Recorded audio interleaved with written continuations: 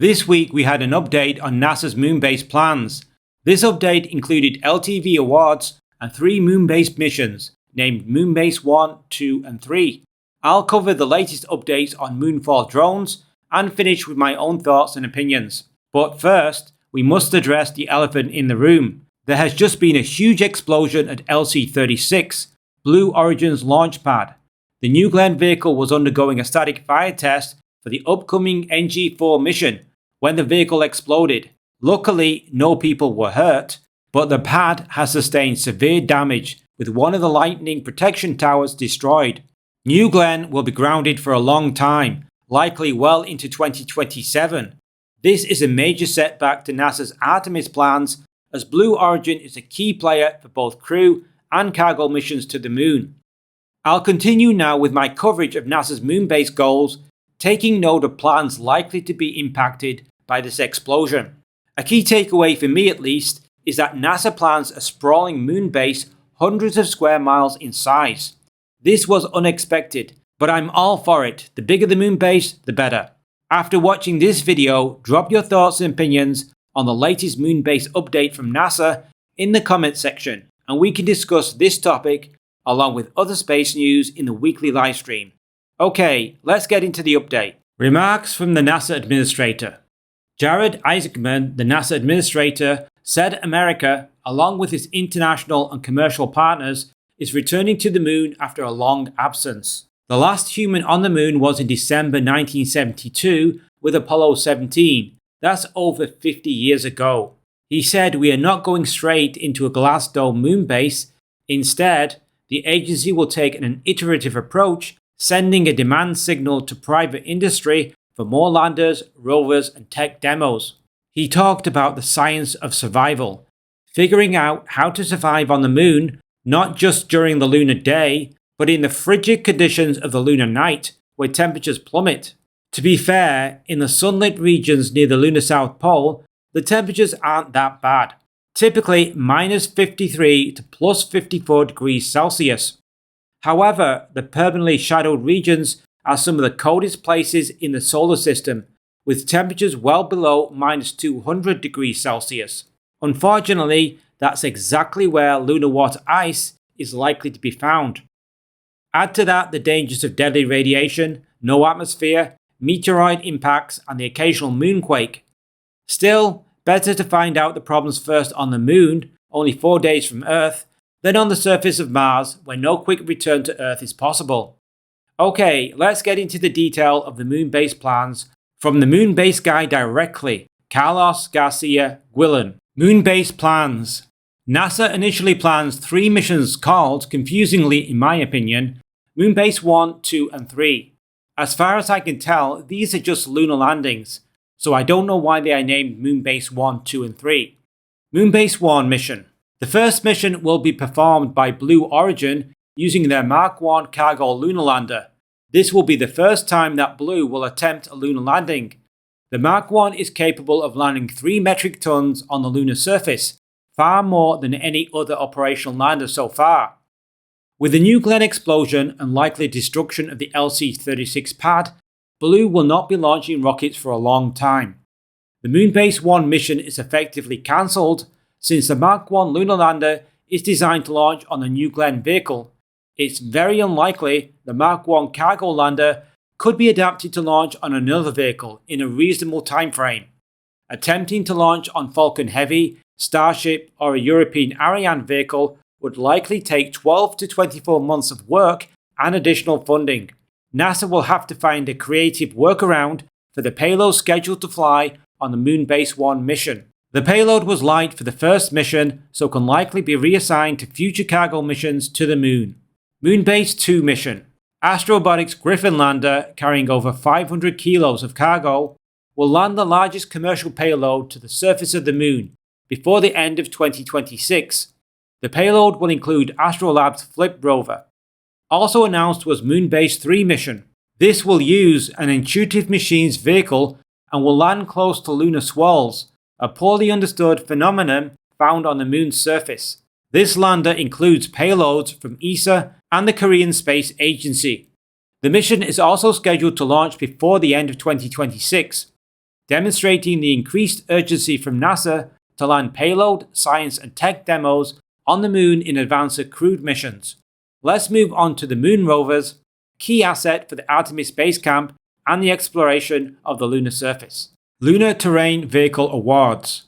Awards for 2 Lunar Terrain Vehicles, or LTVs, were announced. Astrolab's Crew Lunar Vehicle 1, a cut-down basic version of their Flex rover, was selected, along with Lunar Outpost Pegasus rover, a lighter version of their Eagle vehicle. Both rovers support 2 crew wearing spacesuits and can be autonomously operated or teleoperated locally. In a surprise, the mass of both selected LTVs are around 1 metric ton. In the NASA Ignition event in March, a NASA slide stated the maximum LTV mass was 500 kilos. The Mark 1 cargo lander was NASA's best option for heavy payloads to the Moon's surface. All other options for cargo landers such as Blue Ghost, Nova C and Griffin landers have around 500 kilos cargo capacity and cannot land 1-ton LTVs on the Moon. NASA will either have to request a 50% mass reduction or wait for New Glenn to become available.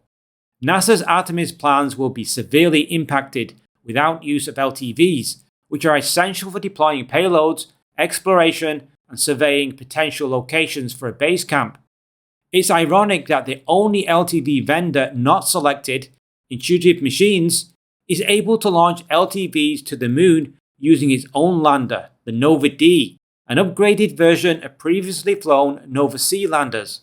Intuitive Machines recently announced 2 lighter vehicles called Moon Rider and Moon Ranger, in addition to their premium LTV called Moon Racer.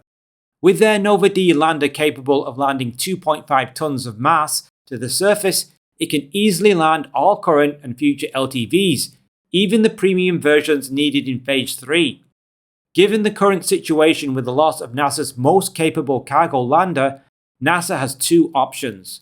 Select an Intuitive Machines LTV using their Nova D lander, or ask for severe mass reductions to the selected LTVs from Lunar Outpost Astrolab. Okay, let's look at NASA's drone technology to support the future Artemis base camp.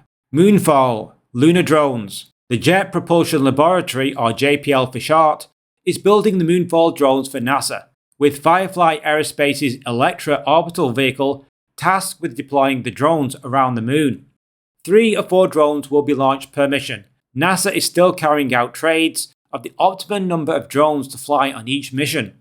These drones will be capable of centimeter scale mapping, much better than orbital satellites can achieve. A wide range of useful information will be collected using these drones. For instance, water ice prospecting, radiation measurement, finding surface hazards or areas of scientific value, perhaps small areas of permanent darkness with easily extractable lunar resources. In addition, the drones will have survive the night technology inbuilt. NASA plans to use radioisotope heating units to keep hardware warm during the 2-week lunar night. When the sun rises again, the drones revive and continue to operate. Once propellant has been expended, the drones will settle permanently at a location and continue to function indefinitely, providing imaging, communications, or other services for future missions. The first MoonFall drone is expected in 2028. Phase 1, the current phase of NASA's moon base. We are in Phase 1 at the moment. Let's understand what NASA is trying to achieve in this phase. This is the science of survival phase. NASA and commercial companies will learn how to survive and operate on the Moon. It's characterized by scouting and surveying missions to find potential areas of extractable lunar resources, good locations for a base camp, landing pad, or other ground asset. This is where small tech demos for lunar harvesting, power, survive the night capability will be tested before committing to them in later phases. NASA intends to land 21 times on the Moon in this phase and deploy drones to survey the area. I have to mention again, as I did in my earlier video on NASA's LTV pivot, that I find no mention of lunar infrastructure in NASA's plans. While NASA talks about demonstrating key technologies, that apparently doesn't include landing pads or roads. It could be that it's too early in Phase 1 to seriously consider roads. The physics of moving lunar soil at scale requires more massive equipment than flimsy rovers, so perhaps lunar infrastructure will only be considered when Lunar Starship and other super heavy landers are commercially available. Still, without an underground storm shelter or several meters of lunar regolith over habitats, astronauts would be exposed to potentially lethal amounts of radiation if a solar flare were to occur while astronauts were on the moon. This is not a theoretical problem. In August 1972, an intense solar storm erupted that represented a near miss for the Apollo program. If astronauts had been on the moon's surface during the event, they would have received a lethal amount of radiation. Even inside the command module, they would have suffered acute radiation poisoning. A lunar regolith blanket of 30 to 50 centimeters would reduce the radiation dose by 90 to 99%. This is why the ability to excavate large amounts of lunar regolith is necessary for a serious moon base. Future phases of the moon base. While this NASA conference quite rightly focused on the current phase, it's worth noting that Phase 2 will drop 60 metric tons to the surface, with 150 tons in Phase 3. With the addition of a pressurized rover by Japan, a habitation module by Italy, and a lunar power grid by US providers, the moon base will grow into a substantial outpost over time. Phase 2 promises the deployment of a power grid of between 2 and 20 kilowatts of solar and nuclear power, while Phase 3 will involve the first permanent presence of humans on the surface, with 2 planned missions each year. Questions from the audience. We had a few interesting questions by the media, so let's look at those and the answers from the NASA panelists. First, we had a question on lunar lava tubes. The questioner noted that China has shown a keen interest in lava tubes, even at one point selecting Marius Hills as a possible candidate site for the International Lunar Research Station, China's answer to NASA's Artemis base camp. The reality is that few, if any, lunar lava tubes exist in the South Pole region. This is because lava tubes are formed by molten lava only appear in the mare regions of the Moon, which are on the near side of the Moon, between 30 degrees south and 30 degrees north, so not around the lunar South Pole region. We learned that the lunar terrain vehicles will be placed 2 kilometers from landing sites to avoid ejecta, especially with the size of lunar landers such as SpaceX's Lunar Starship. This explains why the size of the Artemis base camp is so large. For safety, it's necessary to site various assets at a distance from each other. Landing pads, habitats, and nuclear reactors need to be placed well away from each other.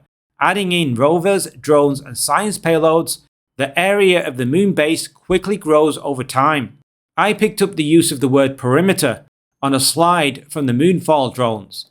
This suggests NASA may be considering the drones, once they have depleted their propellant, as a way of signaling to the Chinese a keep out zone. Eric Berger, who phoned into the conference, also noted the use of this word.